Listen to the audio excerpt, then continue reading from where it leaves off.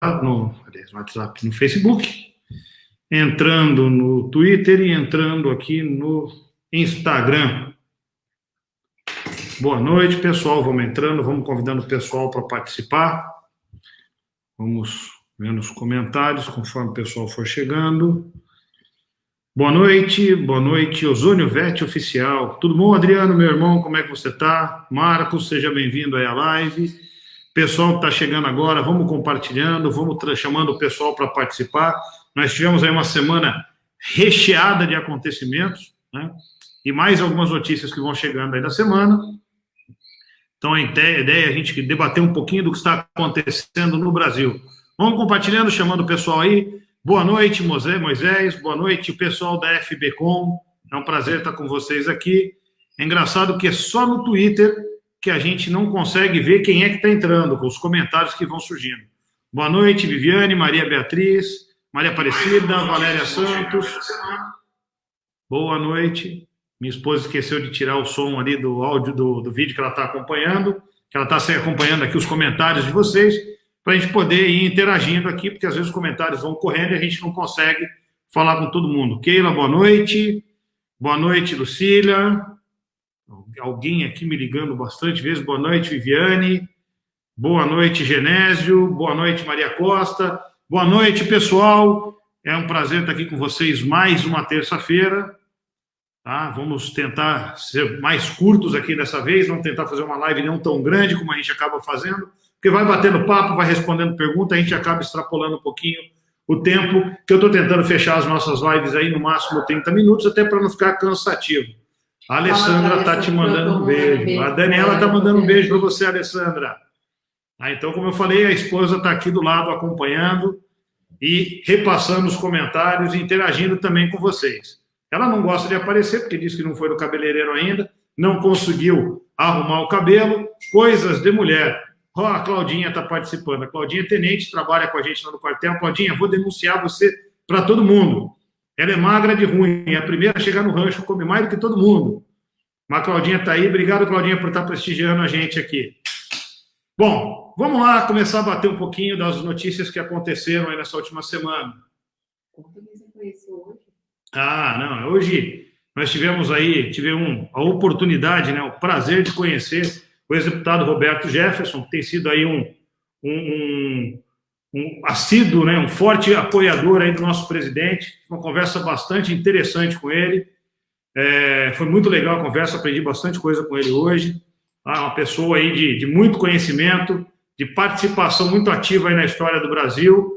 Embora ele sofra aí várias críticas, né? Muitas pessoas ainda critiquem o Roberto Jefferson por conta do seu passado aí, envolvimento com alguns problemas, mas é uma pessoa que tem muito a acrescentar e tem colaborado bastante com o presidente. Está junto com o presidente, está brigando junto do presidente, está dando todos os ataques aí necessários a quem vem tentando atrapalhar o crescimento do Brasil, tá? Então é uma pessoa que eu acho que merece aí o nosso respeito, a nossa consideração e a nossa admiração. Tá? Oi, minha mãe acabou de entrar. Boa noite, mãe. O Cristiano está perguntando aqui se eu sou candidato à Prefeitura de São Paulo. Diz que sim.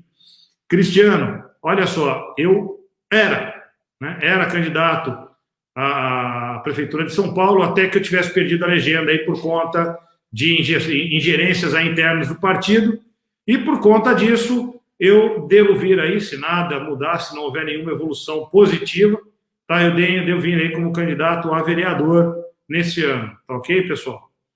Então, vindo agora para as notícias que a gente estava querendo falar, nós estamos aí vivenciando, já desde o início da pandemia, um embate aí entre o presidente Bolsonaro com os governadores e prefeitos que têm feito aí o uso político da pandemia. Pessoal, primeiro que, vamos falar bem a verdade, tá? Não vou negar a existência do vírus, tá? O pessoal fala, é negacionista. Não é negar a existência do vírus, pessoal. Mas é entender que o vírus não é tudo isso que o pessoal está falando. Eu andei vendo alguns dados estatísticos aí, inclusive alguns dados estatísticos dentro dos quartéis, né, dentro do quartel, e a gente começa a ver que a coisa não é tão feia assim. Então, com efetivos aí que a gente coloca, um efetivo aí aproximadamente um pouco menos de 1.000 pessoas, a gente percebe que desde o início nós tivemos 18 contaminados. Isso numa atividade que não parou, que continua trabalhando o tempo inteiro. Então, pessoal, é simples, é um raciocínio simples. Se isso acontece dentro de um ambiente pequeno, a gente pode projetar isso para maior e saber que realmente essa pandemia que o pessoal fala não é tudo aquilo que os nossos governadores e prefeitos estão dizendo. Na verdade, eles se aproveitaram dessa pandemia para fazer todas as cagalhofanças, todas as pilantragens que eles queriam fazer para conseguir desviar dinheiro, até porque, olha só, pessoal, a gente tem que ficar bem atento com isso. Esse ano é ano eleitoral. Então, o pessoal está buscando dinheiro para fazer campanha. E o melhor jeito de arrumar dinheiro para fazer campanha, vide-se aí a era PT, é conseguir dinheiro desviado para ser jogado nas campanhas e pagar marqueteiros e suas jogatinas todas aí de campanha.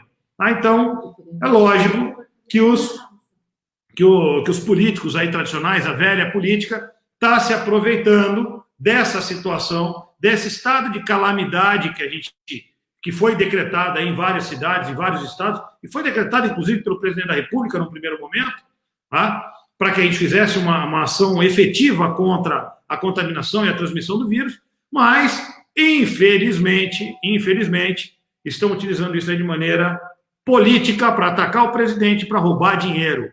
Tá? É roubalheira mesmo. A prova disso é que o Tribunal de Contas da União fez um levantamento e chegou à conclusão de que do dinheiro que foi gasto diretamente na pandemia, né, nas ações de combate à pandemia, feitas aí em diversos municípios que receberam dinheiro da União, tá, de um total de 13,1 bilhões de contratos que foram analisados, nós tivemos sobrepreço, entenda-se, é dinheiro pago a maior que alguém embolsou, seja empresário pilantra, seja político pilantra. Um total de 1,9 bilhões. 1,9 bilhões. Pessoal, olha só, vocês têm ideia de quanto que é isso em dinheiro? Tá?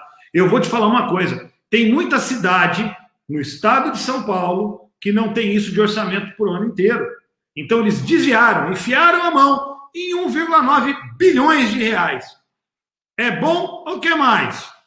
Tá? Isso é o que está acontecendo com os nossos prefeitos, tá? E com governadores que estão ignorando a necessidade, tá? Ignorando a necessidade do povo e se preocupando em encher os seus bolsos, é lógico, porque o cara rouba um pouquinho para o bolso dele e rouba um pouquinho para fazer a campanha dele. A Cássia está dizendo 1 para você e 3 para mim. Bem por aí, Cássia. Não estão preocupados. A contagem do Pica-Pau, que, diga-se de passagem, né? O pessoal tem rodado até uma imagem aí mostrando o Pica-Pau sendo enforcado por um personagem gordinho e careca, que lembra muito um certo governador de um certo estado, de uma certa república da América do Sul. Não vou citar nomes, mas todo mundo já deve ter percebido de quem que eu estou falando, né? Então, se lá naquele estado já está acontecendo isso, estamos esperando e rezando para que logo a Polícia Federal bata nas portas dos nossos órgãos públicos aqui no estado de São Paulo também, porque tenho certeza absoluta que a pilantragem acontece aqui também. Já até mandei um certo endereço lá do Jardim Europa para a Polícia Federal, dizendo que o cara está lá, vai lá procurar. Bom, e isso, né, já foi avisado pelo presidente lá no início, qual seria o impacto da pandemia na nossa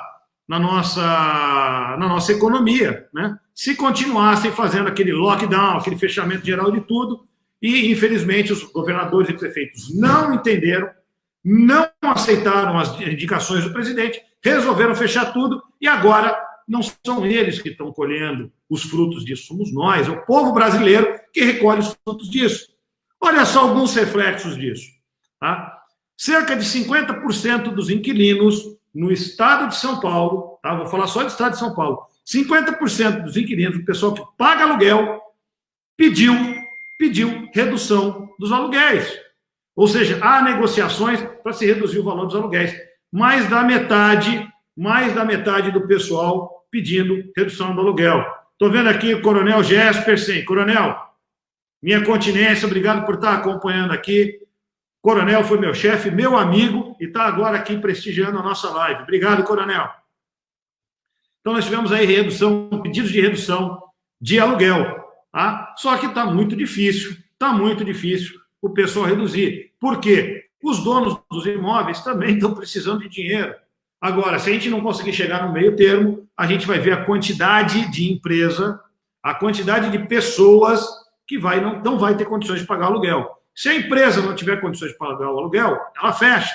Se a empresa fecha, é mais gente sendo demitida, mais gente sem emprego. Tá?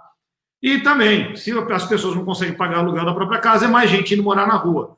Não precisa, pessoal, não precisa de muita coisa, não. Vai dar uma voltinha ali no centro de São Paulo e vai ver a quantidade de morador de rua que existe hoje na região da Praça da Sé. Mas o pessoal vai falar, Major, mas sempre teve morador de rua lá na Praça da Sé. Sempre teve, pessoal. Mas olha como a quantidade aumentou absurdamente. É muito mais gente morando na rua. Eram consideradas em torno de 23, 24 mil pessoas há pouco tempo atrás, há pouco menos de um ano. Mas agora, tá? Nós estamos tendo uma quantidade maior. E isso cresce muito mais. O Emerson está comentando que militar na ativa tem um prazo maior até o final de agosto para conseguir legenda. Por isso que eu falei. Em princípio, eu venho candidato a vereador, porque para vereador eu já tenho legenda. Se algum partido me der a legenda para a prefeitura, em condições de participar e de competir, aí eu mudo e venho candidato a prefeito de São Paulo. Eu ainda tenho prazo, meu prazo vai até agosto, porque eu estou na ativa, então eu tenho prazo até agosto para mudar de partido, ok? Caso nenhum partido me ofereça essa legenda, eu venho candidato a vereador. Mas o importante é a gente trabalhar pela cidade de São Paulo para a gente conseguir mudar um pouco o lugar onde a gente vive, tentar garantir um pouco mais de dignidade para o paulistano, porque está muito difícil trabalhar com esses políticos que estão por aí. Mas continuando aqui a situação, né, os impactos da pandemia, não na saúde do cidadão, mas na vida do cidadão, olha só, nós tivemos aí 98,6% dos pedidos de redução de imposto negados pela Justiça. Tá? Então, o pessoal, né, aqui no estado de São Paulo, entrou com pedido de redução de imposto, porque a gente continua pagando IPTU, continua pagando ISS, continua pagando IPVA. Então, o pessoal continua pagando todos os impostos. O cidadão, a empresa que vende lá, continua pagando ICMS, ou seja, os impostos continuam. E tem que ser pago, porque se não pagar, é executado, fecham a empresa e o cara não consegue mais trabalhar. Mas a Justiça, além do Estado estar negando a redução do imposto, a Justiça tem negado também. Agora, pessoal, é muito fácil para a Justiça negar a redução de imposto. Sabem por quê, pessoal? Quem nega imposto é um juiz. E aí vocês olham uma outra notícia que nós tivemos essa semana, que cerca de 8 mil juízes, um pouco mais de 8 mil juízes, 8.122 ou 124 juízes, receberam salários superiores a 100 mil reais. 100 mil reais, é isso mesmo, pessoal. 100 mil reais. Quando o teto para eles é de 39 mil. Ora, quem ganha 100 mil reais não sofre para pagar imposto de IPTU, não sofre para pagar IPTU, não sofre para pagar IPVA. Então é difícil você apresentar a sua demanda para alguém que não faz a menor ideia do que você está sofrendo. Tá?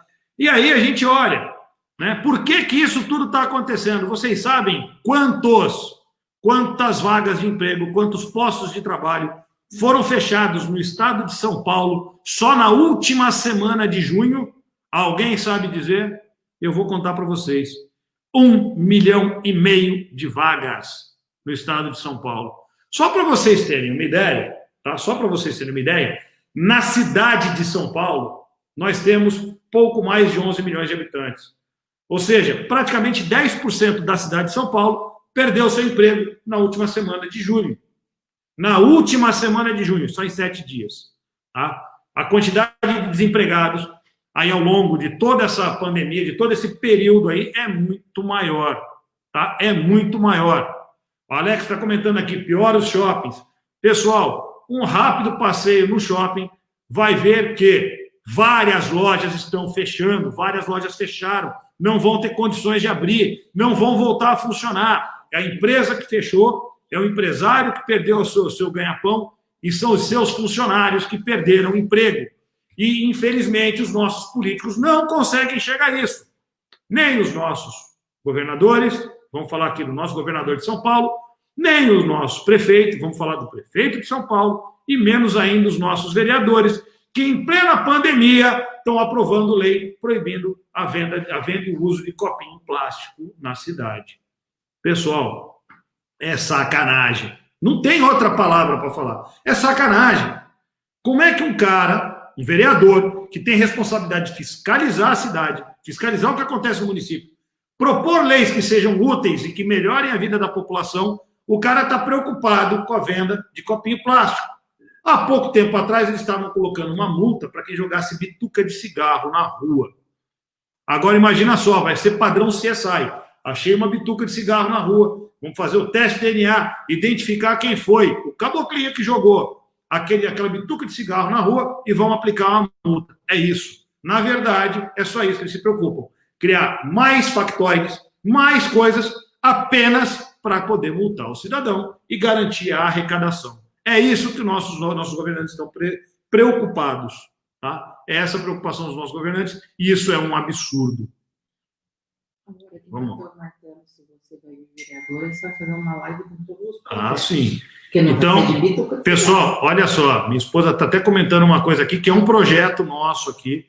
Tá? E quando eu falo projeto nosso, pessoal, eu quero que vocês entendam que o Major Costa e Silva não está sozinho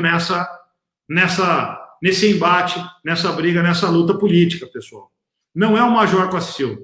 Quem tiver acompanhando o Major Costa e Silva vai estar apoiando também a Daniela Costa e Silva, o Arthur Costa e Silva e o Augusto Costa e Silva. A família Costa e Silva toda dedicada a mudar a cidade de São Paulo.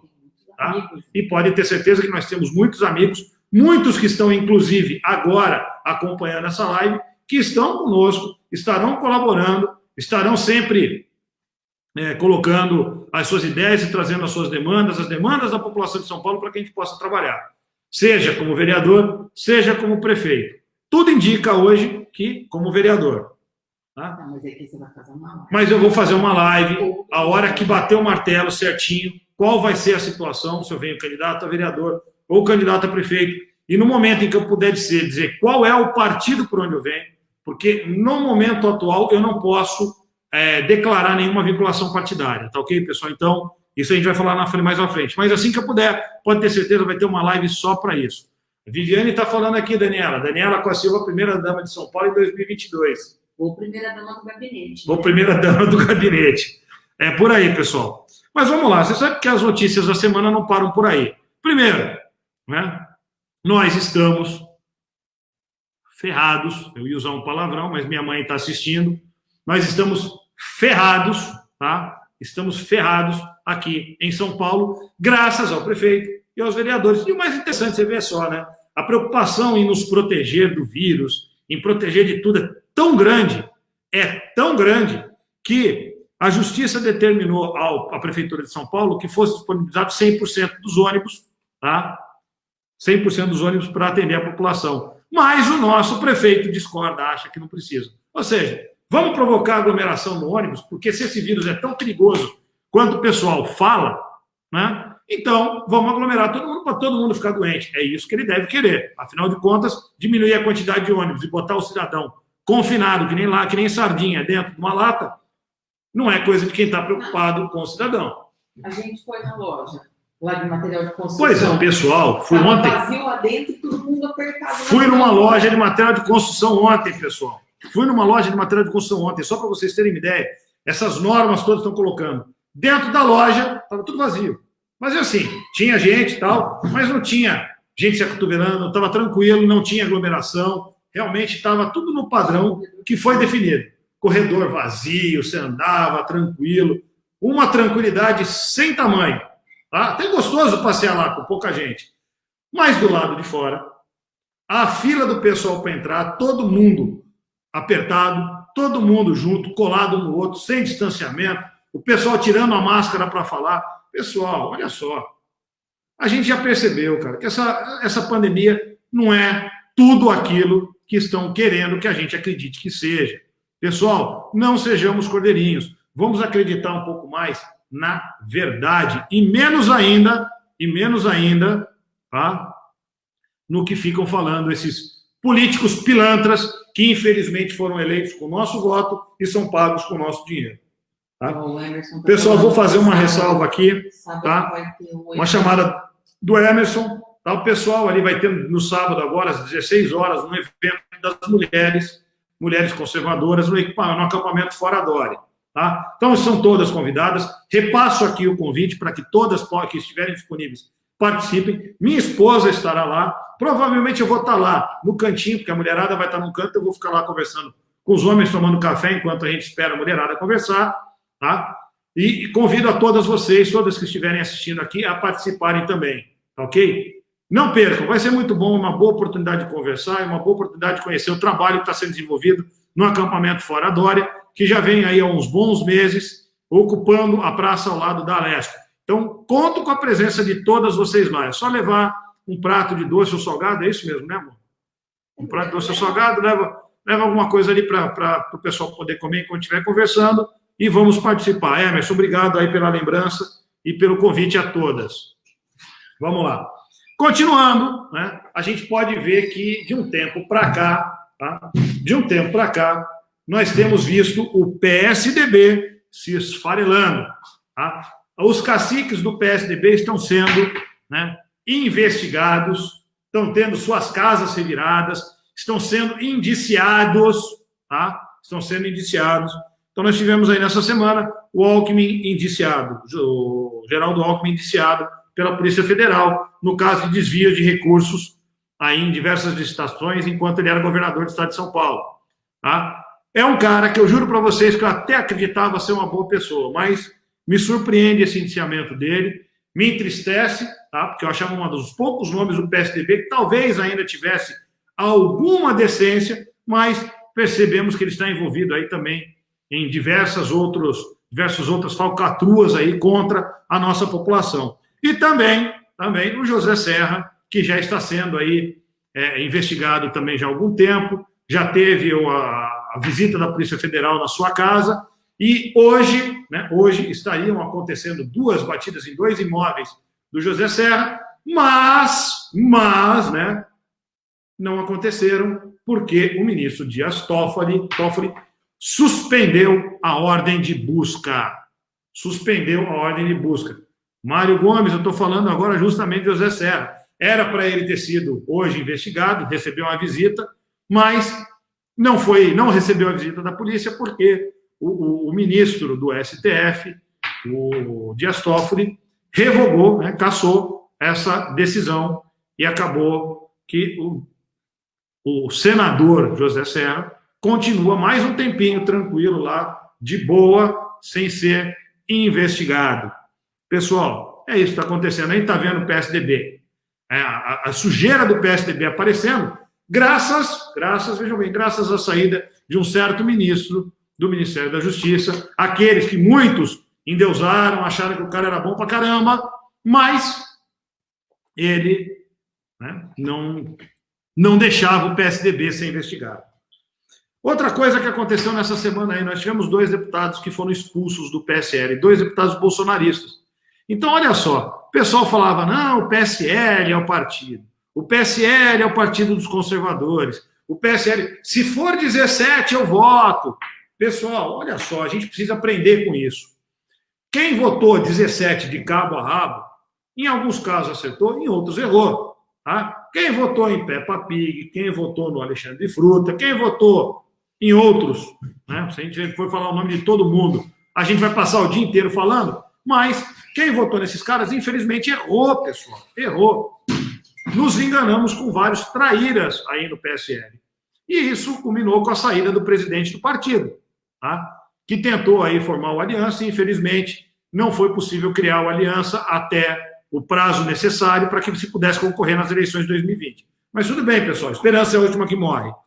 Mas não satisfeitos com isso, o PSL iniciou a perseguição aos candidatos, né, aliás, aos parlamentares que são realmente defensores do presidente. E nessa semana, na Assembleia Legislativa de São Paulo, tivemos a expulsão do partido, do PSL, dos deputados Gil Diniz e Douglas Garcia.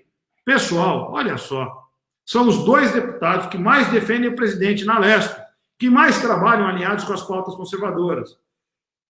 E o PSL botou para fora porque estão acusando esses deputados de participarem de manifestações antidemocráticas. Pessoal, entendam uma coisa, manifestação do povo, seja lá o que for, é democrático. Democracia está lá dizendo que é o poder exercido pelo povo. Se o povo quiser pedir um asteroide caindo na Terra, eles podem pedir, o povo pode pedir o que quiser. Quem não pode exigir ou impor alguma coisa é quem governa. Agora, quem são, né, os ministros do STF para decidir o que é democrático e o que não é? Democrático é aquilo que o povo se manifesta. Democrático é aquilo que o povo pede. Tá?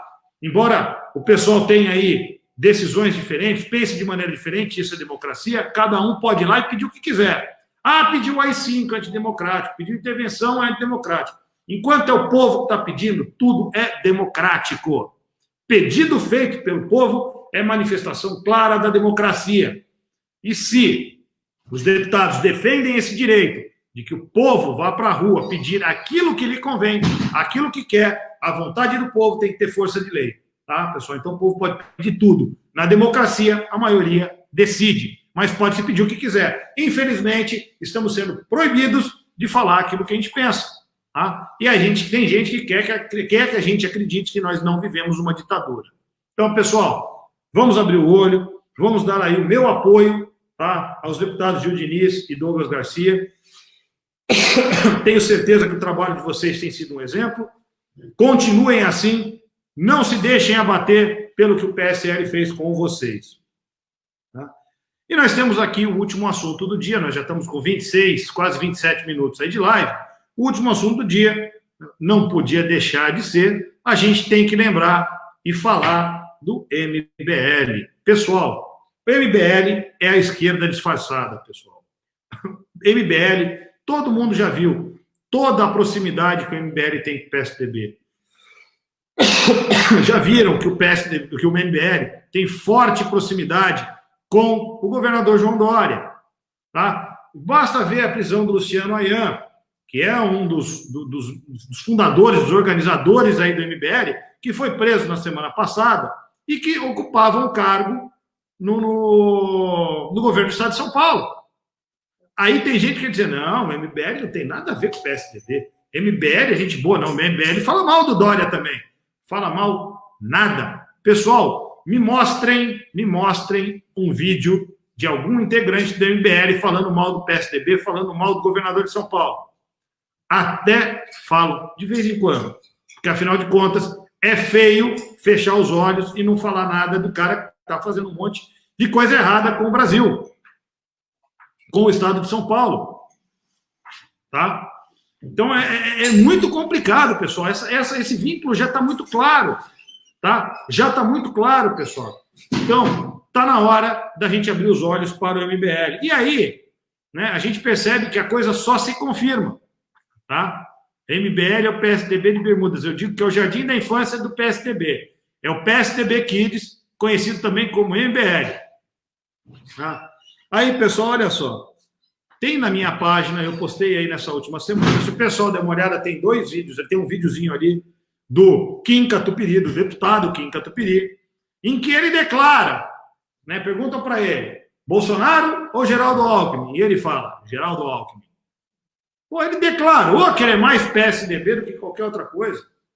Está mais do que declarado.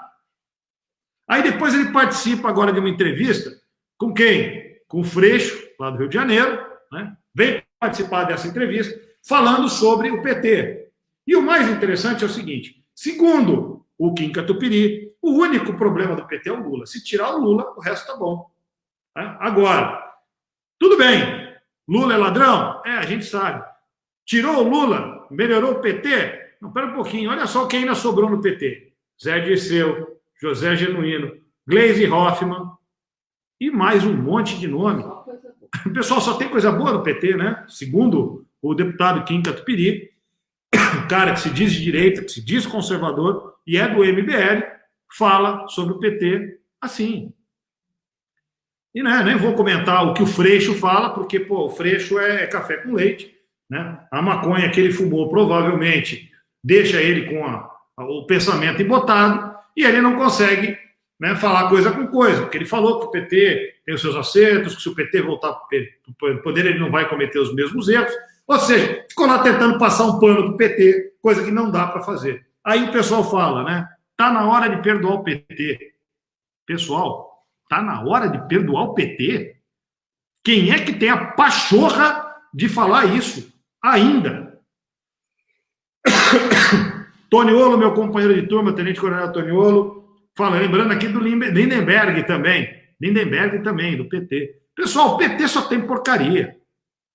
Tá? PT só tem porcaria. É difícil você encontrar no PT alguém que seja bom. Deve ter, porque o partido é grande, não dá para a gente generalizar, dizer que 100% das pessoas que estão lá são ruins. Deve ter gente boa, só está difícil para caramba de encontrar, não é?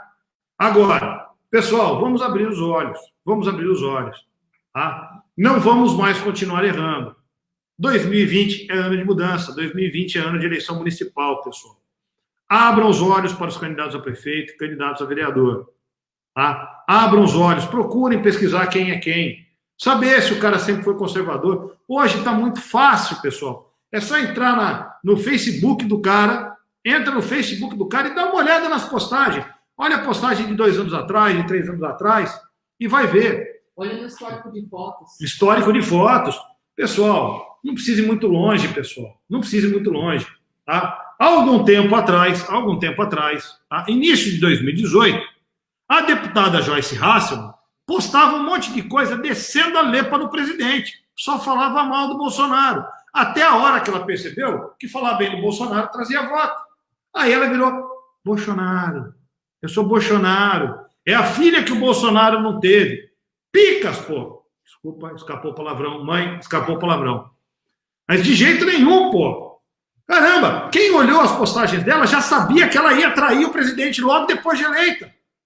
Mas o pessoal não olha, pessoal. Vai lá e olha as postagens. Vocês olharem na minha página, vocês não vão encontrar postagem de 2014, 2015, que eu já falava quem era o Bolsonaro. Tá? Então deputado Bolsonaro, que eu tive o prazer de conhecer numa palestra, há muitos anos atrás. Então, pessoal, vamos pesquisar, não vamos correr nos mesmos erros.